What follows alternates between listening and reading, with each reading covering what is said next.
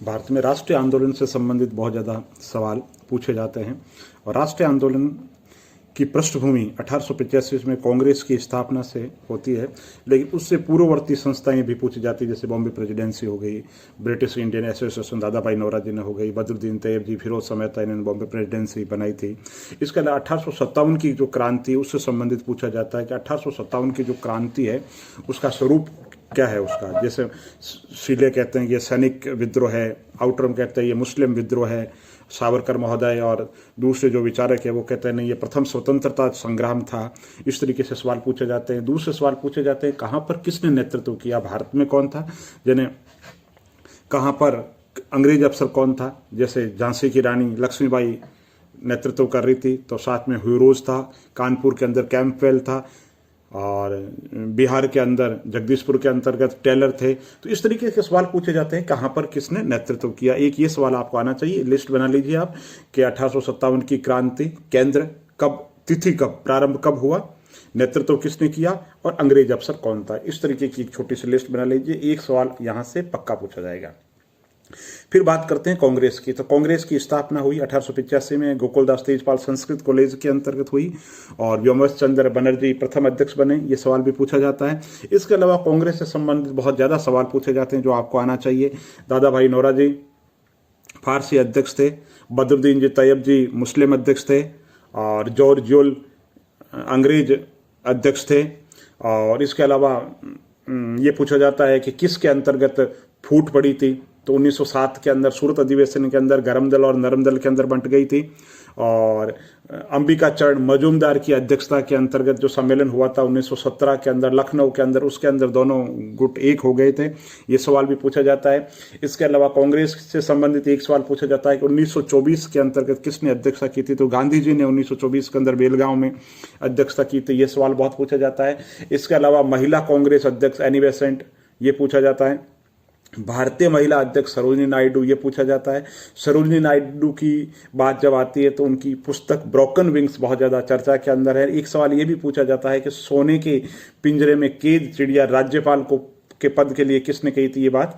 तो सरोजिनी नायडू ने ये बात कही थी राज्यपाल के पद के लिए कि राज्यपाल के पद की जो स्थिति है संवैधानिक मुख्य मात्र है, वास्तव में उसकी स्थिति कमजोर है। इस तरीके की उन्होंने बात कही थी। इसके अलावा कांग्रेस में जब बाप और बेटे यानी जवाहरलाल नेहरू और मोतीलाल नेहरू कब कब 28 और 29 में अध्यक्ष रहे थे, एक सवाल ये भी पूछा जाता है। इसके अलावा एक सवाल ये पूछा जाता है कि समाजवादी जो अधिवेशन है कांग्रेस ने कब स्वीकार किया था। 1955 में आवड़ी सम्मेलन के अंदर स्वीकार किया था, ये भी पूछा जाता है। जब देश आज़ाद हुआ था तब अध्यक्ष कौन थे, जेबी कृपलानी, ये सवाल भी पूछा जाता है।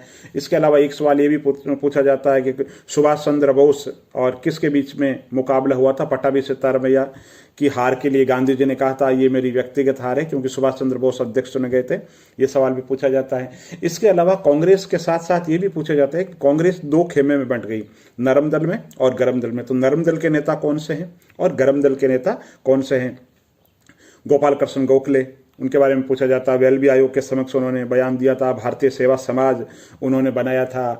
और इसके अलावा दादा भाई नौरोजी भारत के जो वयोवृद्ध पुरुष माने जाते हैं, उन्होंने the poverty and British rule किताब लिखी। उसमें उन्होंने कहा था कि भारतीय व्यक्ति की जो आय है, प्रति व्यक्ति आय 20 रुपये बताई थी, ये भी पूछा जाता है। मैडम कामा प्राइवेट सेक्रेटरी थी, ये भी सवाल पूछा जाता है। इसके अलावा एक स्टुटगार्ट जो सम्मेलन हुआ था जर्मनी के अंदर, जो झंडा फहराया, उसके बारे में पूछा जाता है कि कब हुआ था, ये भी पूछा जाता है।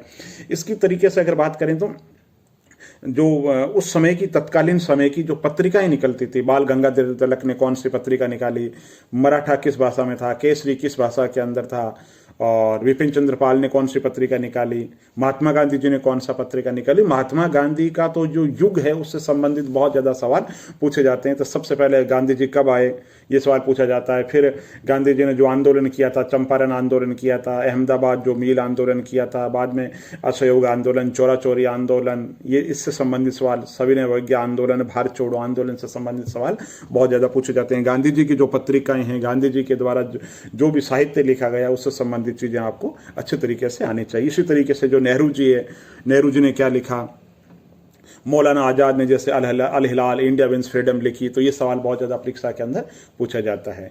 तो हम बात कर रहे थे राष्ट्रीय आंदोलन की। तो राष्ट्रीय आंदोलन में जैसे हमने बताया कि 1907 के अंदर फूट पड़ गई, फिर गांधी युग आता, तो गांधी युग से संबंधित बहुत ज़्यादा सवाल पूछे जाते हैं। इसके अलावा 1914 के अंदर कामाघाटा जो मारू घटना जो हुई थी उससे संबंधित सवाल पूछा जाता है। और फिर एक सवाल पूछा जाता है गांधी युग के बाद के अंतर्गत क्या हुआ था, जब असहयोग आंदोलन फेल हो गया था। तो असहयोग आंदोलन के फेल के बाद में जो स्वराज पार्टी की स्थापना हुई थी, चित्तरंजन दास, मोतीलाल नेहरू और विट्ठल भाई पटेल, इन लोगों का मानना था कि भाई अंग्रेजों के साथ में सहयोग करने की जरूरत नहीं है, हम विधान मंडलों के अंदर प्रवेश करके ब्रिटिश राज के प्रति अड़ंगा अपनाएं। तो ये स्वराज पार्टी की स्थापना हुई थी, स्वराज पार्टी थी। और स्वराज पार्टी बाद में 2 खेमों के अंदर बट गई थी।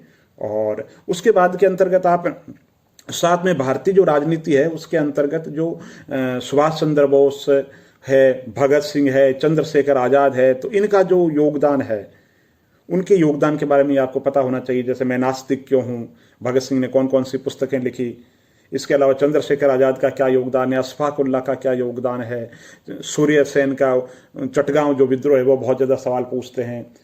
इसके अलावा जो प्रमुख पत्र पत्रिकाएं जो राष्ट्रीय आंदोलन के समय जिन्होंने देश के अंदर चेतना जागृत की, आपको पता होना चाहिए। इसके अलावा राष्ट्रीय आंदोलन से संबंधित जो संस्थाएं हुई, जैसे ब्रह्म समाज की स्थापना हो गई, आर्य समाज की स्थापना हो गई, इन संस्थाओं के बारे में आपको बहुत अच्छे तरीके से जानकारी होनी चाहिए, क्योंकि सवाल यहीं से पूछे जाते हैं।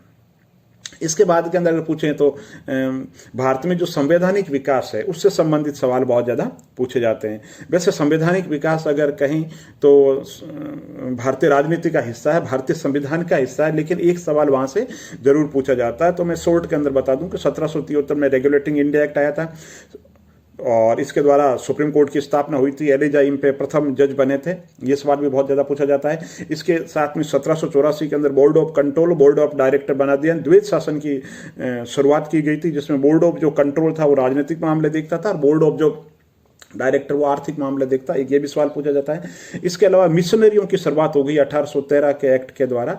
1833 के एक्ट के द्वारा कंपनी का जो एकाधिकार है वो खत्म कर दिया गया, ये सवाल भी बहुत ज़्यादा पूछा जाता है।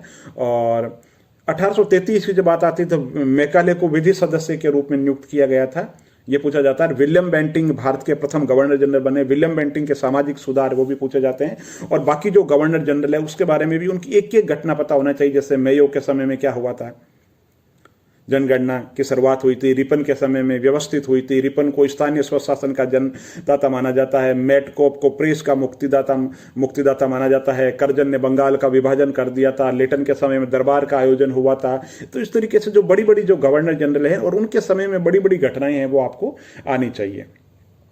इसके बाद के अंतर्गत 1940 के समय में 1900 जैसे मैंने बताया था 1935 का एक्ट आ गया है ना। तो 35 के एक्ट से लेकर के कैबिनेट मिशन तक आपको पता होना चाहिए।